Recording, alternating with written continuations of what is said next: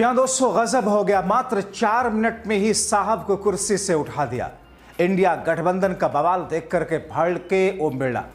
बहुत स्वागत है आप सभी का। आप देख रहे हैं द राजनीति का विशेष सेगमेंट खबर और विश्लेषण। मैं हूं जब्बार खान।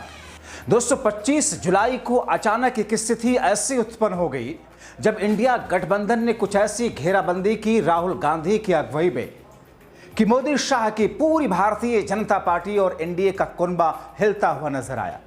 मात्र 4 मिनट में साहब को कुर्सी से उठा करके बाहर भेज दिया और जो कुछ तस्वीरें सामने आई, उन तस्वीरों को देख करके हर तरफ एक अलग किस्म का अंदाज, एक अलग किस्म की चर्चा और देश के अंदर ये सवाल उठने लगे कि क्या जो घबराहट इस वक्त मोदी शाह और भारतीय जनता पार्टी के सामने है, जिस घबराहट में हुआ है, क्या जब सोमवार से संसद का सत्र दोबारा शुरू होगा, संसद की कार्रवाई शुरू होगी, तो क्या ऑपरेशन सिंदूर और दबाव में किए गए सीजफायर, पहलगाम आतंकी हमले पर जो चर्चा है, उस चर्चा से भारतीय जनता पार्टी भाग जाएगी? क्या चर्चा के लिए वो जो वक्त दिया है, उस चर्चा को कुछ इस तरीके से मोड़ मार करके निकलने का रास्ता ढूंढेगी? या फिर बीजेपी को ऐसा लग रहा है कि साहब हम तो घिर गए, मोदी शाह को ऐसा लग रहा, मोदी सरकार को ऐसा लग रहा कि हम तो बुरे फंस गए, क्योंकि सीजफायर पर जवाब तो कुछ है नहीं। दोस्तों पहलगाम आतंकी हमलों पर अब तक कोई ऐसी जांच और कार्रवाई नहीं कर सकी है जिसके बुनियाद पर इस्तीफे न मांगे जाए। तो ऐसी स्थिति में क्या भारतीय जनता पार्टी इस वक्त बौखलाहट में है, और वो भी जब मोदी विदेश में है?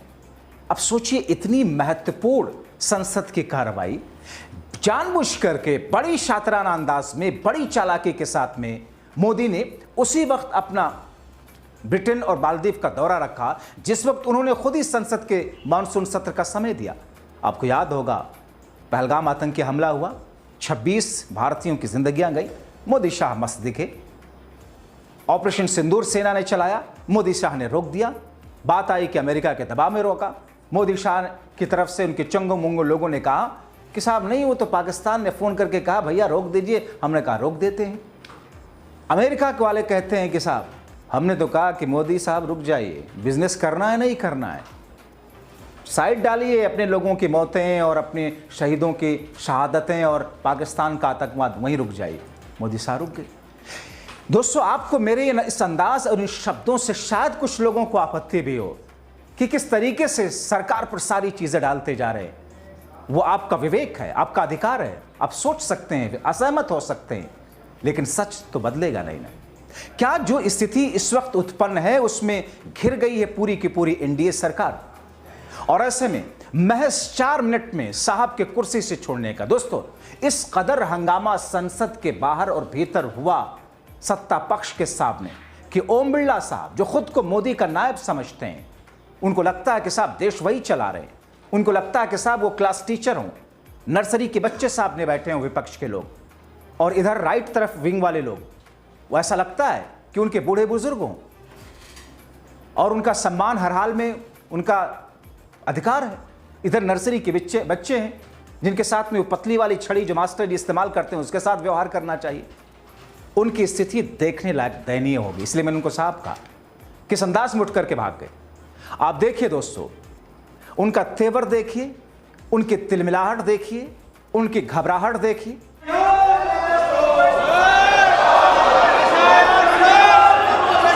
माननीय सदस्यगण, मैंने हमेशा सदन में ये प्रयास किया है कि सदन चले, और विशेष रूप से प्रश्नकाल के समय मेरा हमेशा प्रयास रहता है कि प्रश्नकाल माननीय सदस्यों का समय होता है और उस पर व्यापक चर्चा होनी चाहिए, और चर्चा में सरकार की जवाबदेही भी क्या होती है। लेकिन पिछले मैं कुछ दिनों से देख रहा हूं कि सदन को नियोजित तरीके से बाधा करी जाती है, तख्तियां नारेबाजी की जा रही है।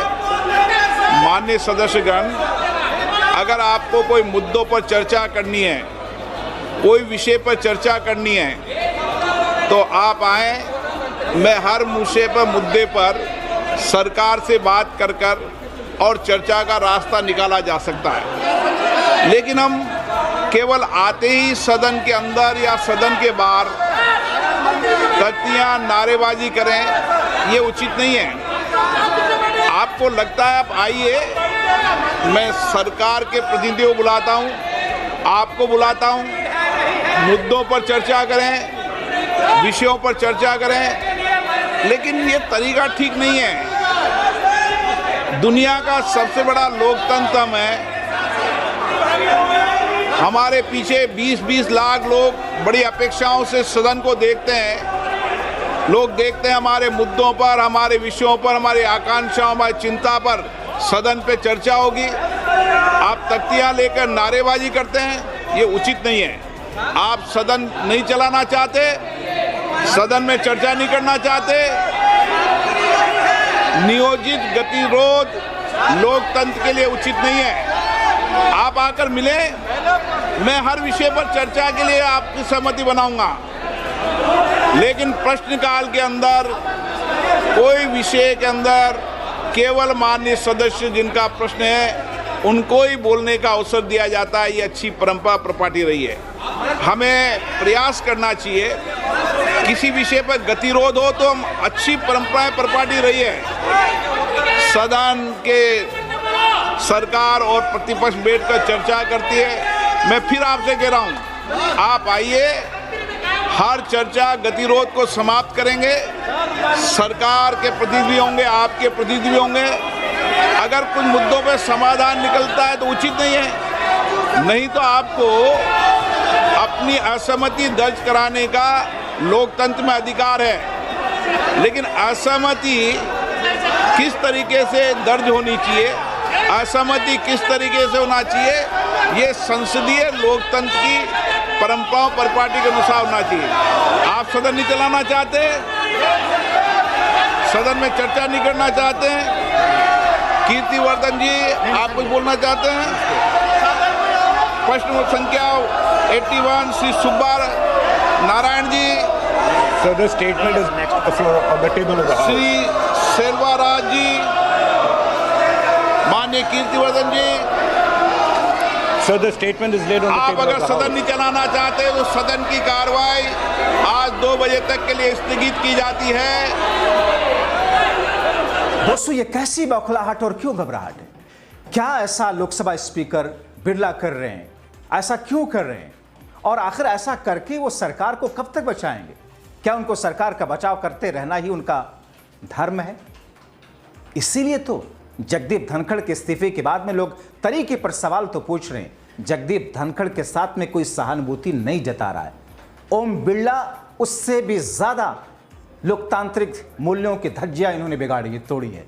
आपको याद होगा ममता बनर्जी के सांसद अभिषेक बनर्जी, जब उन्होंने कहा था इन्हीं ओम बिरला को कि साहब, जब सत्ता पक्ष के लोग बोलते हैं तो आपकी जबान सिल जाती है, आपके होंठ खामोश हो जाते हैं। विपक्ष जब बोलता है तो फिर आप उसके साथ पक्षपात करते हैं या चलने नहीं देंगे।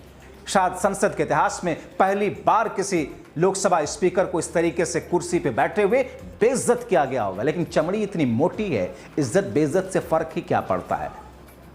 दोस्तों, यह स्थिति तब है जब शुक्रवार को यानी कि 25 जुलाई को संसद को स्थगित कर दिया और भाग गए, निकल गए, आपने देखा। और फिर सोमवार को संसद का काम शुरू होगा। ऑपरेशन सिंदूर और उसको अचानक सीजफायर के जरिए रोक दिया जाना, जो चर्चा विपक्ष ने दबाव डलवा करके 25 घंटे फाइनल करवाए ना, वो वक्त आ रहा है। और उस वक्त को लेकर के मोदी, शाह, बीजेपी, एनडीए पूरा का पूरा कुनबा घबराहट में है। और इस घबराहट के बाद की स्थिति क्या होगी हमने देखा। मणिपुर में विपक्ष चर्चा के लिए जोर देता रहा, लेकिन मोदी शाह भागते रहे। और जब चर्चा हुई, मात्र 1 से 1.5 मिनट ही वो मोदी जो कि अंट शंट कुछ भी राजनीतिक तौर पर बोलते जाते हैं घंटों, मात्र 1.5 मिनट बोला था। 1.5 से 2.5-3 मिनट, इससे ज्यादा नहीं। वो मणिपुर जो चलता रहा, महिलाओं को नग्न किया गया, और फिर बावजूद इसके आज तक एक बार भी मोदी ने जाकर के वहां का विजिट नहीं किया।